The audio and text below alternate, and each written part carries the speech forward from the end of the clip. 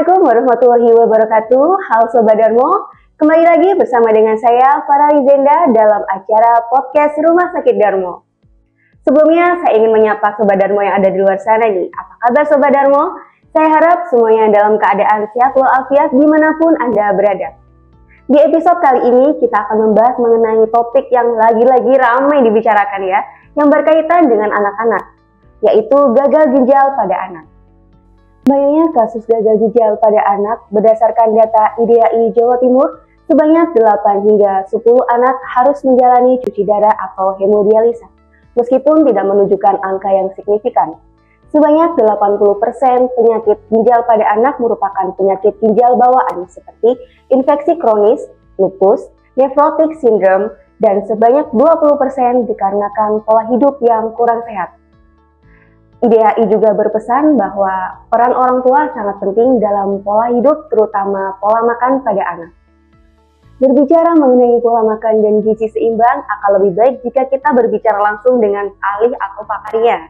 Kali ini sedang bersama dengan saya, narasumber kita, Mbak Novi Gita Nur Febian Sarjana Gizi, Rumah Sakit Darmo. Halo Mbak Gita, apa kabar? Baik Mbak Senda, kabar saya baik sekali. Sebelumnya saya mau menyapa, halo sahabat Darmo, senang bisa bergabung dalam podcast kali ini. Nah, beliau ini merupakan seorang ahli gizi Rumah Sakit Darmo yang sangat profesional dan ahli di bidangnya dalam pengaturan pola makan, terutama pada anak-anak. Nah, jadi kita langsung aja ya ke pertanyaan ya. Jadi, apakah ada kaitannya nih Mbak, pola makan dengan resiko terjadinya gangguan ginjal pada anak? Baik, terima kasih Mbak Senda untuk pertanyaan pertamanya. Jadi, sebenarnya gagal ginjal pada anak disebabkan oleh banyak sekali faktor. Biasanya kita mengelompokkan menjadi dua nih, jadi ada faktor yang tidak bisa kita kendalikan atau tidak bisa kita rubah, dan juga faktor yang bisa kita kendalikan atau bisa kita rubah. Nah, faktor yang tidak bisa kita kendalikan seperti penyakit ginjal bawaan pada anak, kemudian autoimun, dan juga sindrom nefrotik. Nah, seperti yang sudah disebutkan Mbak Sudah tadi, memang sebagian besar 80% disebabkan oleh faktor yang tidak bisa kita kendalikan. Tetapi ada 20% nih faktor yang bisa kita kendalikan dan bisa kita jadikan sebagai tindakan preventif atau pencegahan ke depannya sehingga anak-anak tidak mengalami gagal ginjal pada usia muda, yaitu seperti pola makan. Nah, pola makan yang bagaimana? Pola makan ini biasanya pola makan yang tinggi gula dan juga garam.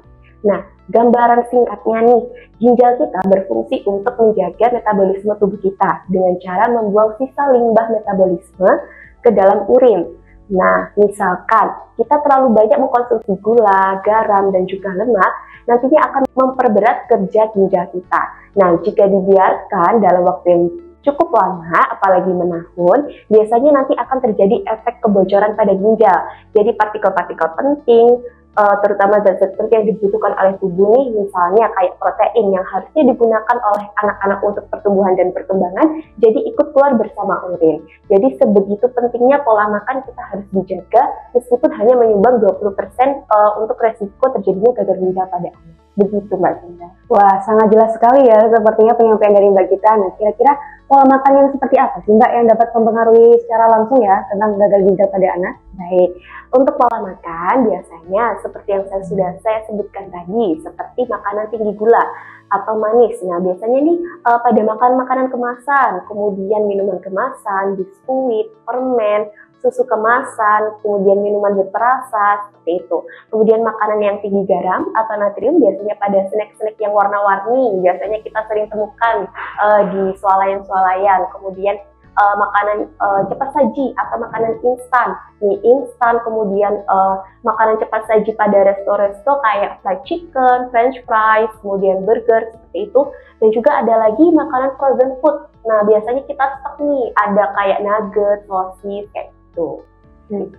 Oh ya, jadi biasanya kan banyak banget ya, ini terutama Sobat Darmo di luar sana, itu yang sepertinya anak-anak kita itu karena mungkin lebih praktis ya, praktis dengan makanan yang frozen food.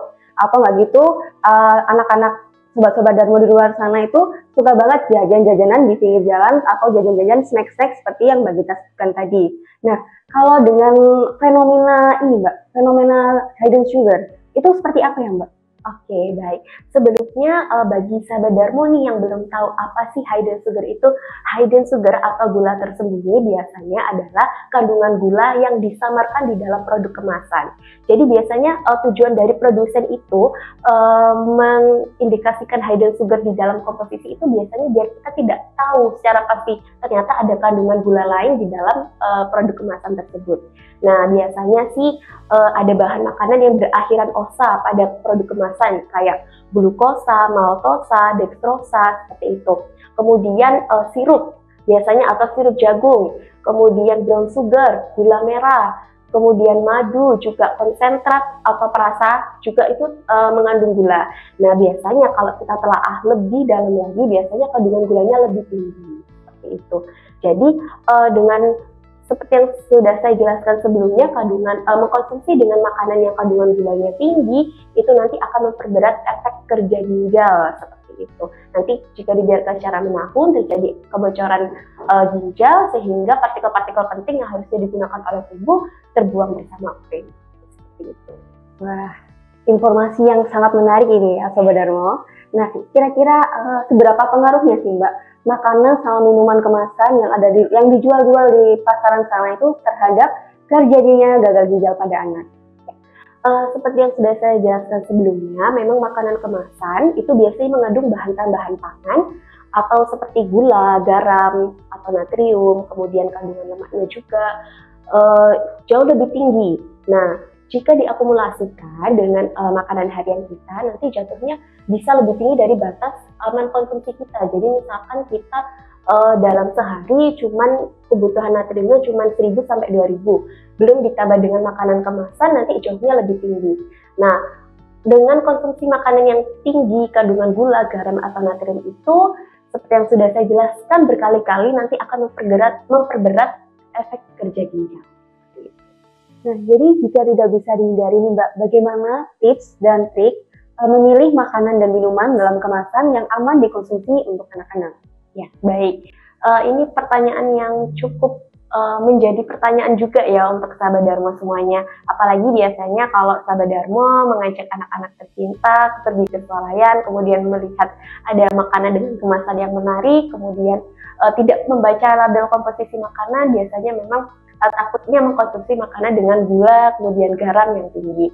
Nah, tipsnya agar tetap bisa mengkonsumsi makanan kemasan tetapi tetap aman, yang pertama yaitu orang tua perlu mengatur konsumsi harian anak. Jadi misalkan kita sudah memberikan 1 kotak susu kemasan nih, tapi sebelumnya saya juga disclaimer nih, tidak semua susu kemasan menyebabkan penyakit gagal ginjal pada anak. Tapi kita lihat lagi komposisinya, bagaimana kandungan gulanya dan juga bahan tambahan pangannya. Nah, misalkan nih anak kita sudah kita kasih 1 kotak susu kemasan. Nah, kita juga perlu nih mengawasi minuman pendampingnya ketika makan hariannya. Jadi kita berikan air putih. Kemudian kita pilihkan snack-snack lainnya, yaitu makan makanan yang rendah gula, rendah garam, dan juga natrium. Seperti itu.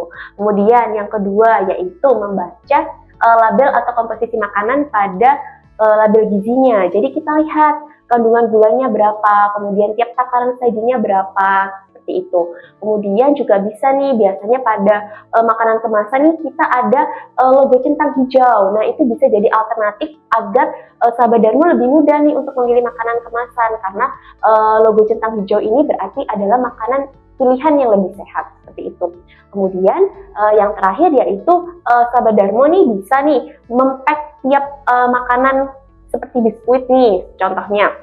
Jadi tiap takaran sajinya berapa, misalnya 3 keping, kita pack tiap 3 keping. Jadi anak-anak nanti bisa mengkonsumsi sesuai dengan takaran saji, nggak 1 bungkus semuanya bisa kita konsumsi, seperti itu. Nah, jadi sudah cukup jelas ya Sobat Darmo mengenai tipsnya. Nah, ini Mbak, saya tuh ada beberapa contoh makanan dan juga minuman. Nah, ini kira-kira bagaimana sih Mbak cara membaca label kemasan dengan benar? Oke, baik. Ya. Ini Mbak Zenda bawa dari rumah ya, sepertinya. Iya, betul. Stok di rumah ya. Iya. Baik. Ya, ini saya akan jelaskan sedikit mengenai bagaimana cara membaca informasi nilai gizi. Nah, ini contohnya pada minuman kemasan, susu kotak. Nah, di sini ada informasi nilai gizi. Jadi yang kita baca nantinya adalah bagian informasi nilai gizi. Nah, di sini di bagian sini ada kandungan gula, kemudian garam seperti itu. Nah, jangan lupa juga kita juga harus membaca bagian komposisi. Jadi komposisinya ada apa saja. Nanti takutnya ada hidden sugar yang tidak kita sadari. Nah, kemudian jangan lupa juga kita juga harus membaca takaran sajinya. Nah, di sini contohnya untuk susu kemasan yang pertama, takaran sajinya yaitu 200 ml dengan kalorinya sekitar 120 kilokalori. Nah, kemudian kandungan gulanya yaitu 8 gram. Ini termasuk sedikit dalam satu kotak susu kemasan. Kemudian untuk komposisinya hanya susu sapi saja. Nah, kemudian di bagian depannya juga ada logo centang hijau. Kalau bisa dilihat, jadi ini adalah logo pilihan makanan yang lebih sehat. Nah, seperti itu. Bandingkan dengan susu dengan merek yang sama, tidak ada logo centang hijaunya. Jadi memang dibandingkan keduanya, yang lebih sehat itu memang yang putih ini. Nah, kemudian untuk yang susu kotak kemasan yang kedua bisa kita lihat nih, untuk total kalorinya 150 kilokalori, lebih rendah. Tapi kita lihat lagi, kandungan gulanya 19 gram, ini termasuk tinggi. Kemudian di komposisinya, selain susu sapi ada juga hidden sugar nih, yaitu sukrosa. Kemudian juga ada perisa sintetik yang juga mengandung gula. Nah, seperti itu Mbak Tenda. Nah, selanjutnya ini ada makanan kemasan nih Mbak. Ini gimana ya kita cara bacanya dengan benar ya? Siap. Nah, ini biasanya memang banyak sekali ya di stok untuk satu pack seperti ini. Nah, bisa kita lihat di sini nih, untuk informasi nilai gizinya ada takaran sajinya 3 keping. Jadi untuk sekali makan satu porsinya hanya 3 keping. Nah, bukan satu pak seperti ini. Nah, biasanya nih di rumah biasanya habis nih satu pak nih kalau nggak kita teliti lagi. Nah, di sini ada takaran sajinya 3 keping dengan kalorinya yaitu 140. Jadi misalkan di sini ada 12 keping, jadi tinggal kita kalikan aja 140 kilokalori kali 4. Jadi jauh lebih tinggi kalau misalkan kita menghabiskan satu bungkus. Maka dari itu, seperti yang saya jelaskan tadi, memang baiknya untuk menyiasati adalah di rumah kita bisa pack tiap 3 keping gitu. Jadi lebih aman untuk dikonsumsi. Oh gitu, terima kasih. Ya, jadi sudah jelas ya, Sobat Dharma di luar sana. Jadi siapa nih yang masih mengkonsumsi makanan dalam satu makan sekaligus, jadi langsung dihabiskan gitu. Ayo, siapa yang masih seperti itu? Nah, untuk selanjutnya nih Mbak, pola makan yang seperti apa sih Mbak yang dapat mempengaruhi obesitas pada anak yang akhirnya berkelanjutan menjadi resiko gagal ginjal pada anak? Oke, baik. Biasanya memang pada anak-anak obesitas ini mengkonsumsi makanan yang tinggi kalori. Ya, tinggi kalori ini itu biasanya karena tinggi gula dan juga tinggi lemak. Kemudian tidak diimbangi dengan konsumsi serat, probiotik, dan juga minimnya aktivitas fisik. Nah, serat atau probiotik ini sangat penting sekali karena memang membantu untuk mengontrol gula darah, kemudian konsumsi gula dan juga lemak. Jadi bisa dimaksimalkan di dalam tubuh. Nah, misalkan memang kita kekurangan konsumsi serat itu tadi, jadinya gula, kemudian juga lemak nanti akan menumpuk di dalam tubuh dan akhirnya menjadi simpanan lemak, akhirnya menambah berat badan dan menjadi obesitas. Nah, seperti yang sudah saya jelaskan sebelumnya, jadi misalkan obesitas ini dibiarkan nanti akan beresiko penyakit gagal ginjal pada usia remaja ataupun dewasanya nanti. Itulah pentingnya mengapa orang tua harus mengatur pola konsumsi pada anak. Seperti itu.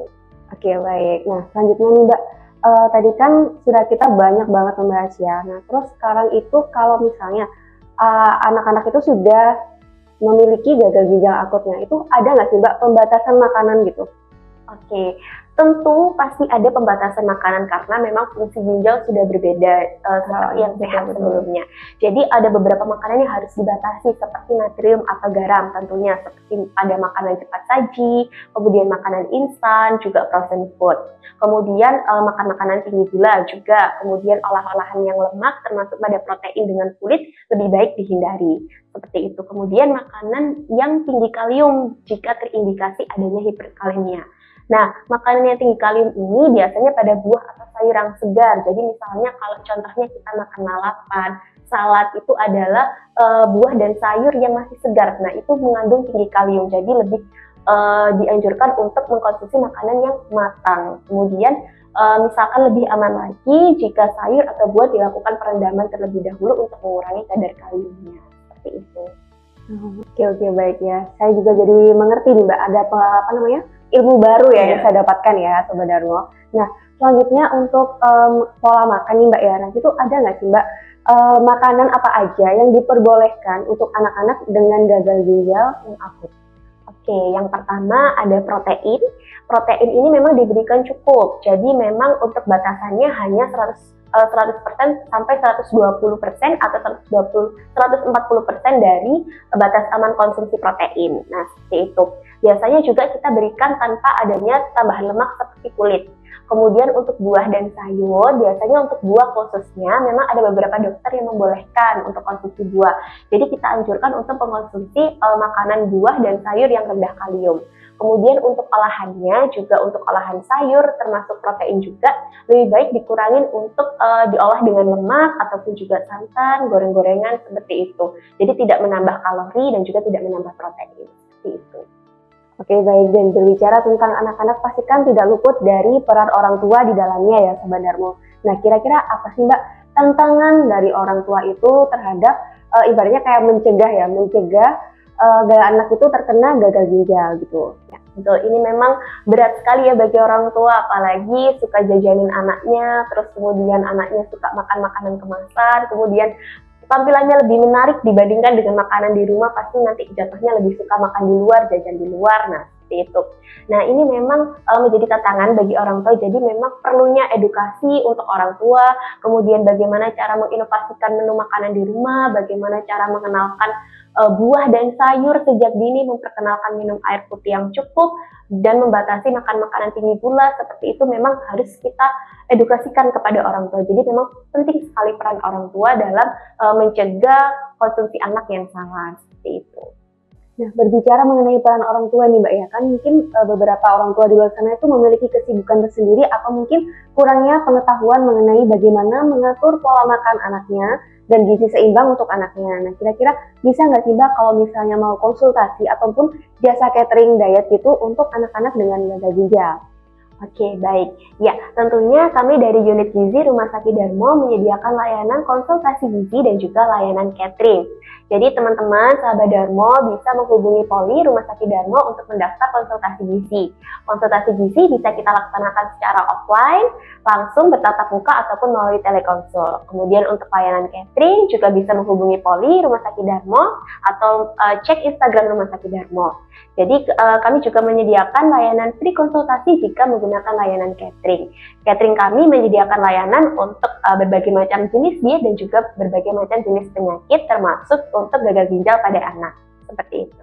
Selanjutnya apa sih Mbak harapan dari Mbak Gita sebagai seorang ahli gizi terhadap fenomena gagal ginjal pada anak ini Mbak? Ya, baik. Harapan saya sebagai ahli gizi dan juga teman-teman ahli gizi semuanya yaitu mengharapkan anak-anak bisa tumbuh dan berkembang dengan sehat tanpa ada manifestasi penyakit tidak menular ke depannya, termasuk saat usia remaja maupun dewasa. Jadi mari kita sama-sama bekerja sama dan berkolaborasi untuk mewujudkan anak-anak yang tumbuh dan berkembang dengan sehat. Wah, sangat mulia sekali ya Sobat Darmo harapan dari Mbak Gita dan ahli gizi lainnya. Terima kasih banyak ya Mbak Gita atas segala informasi dan juga ilmu yang telah dibagikan kepada Sobat Darmo semua.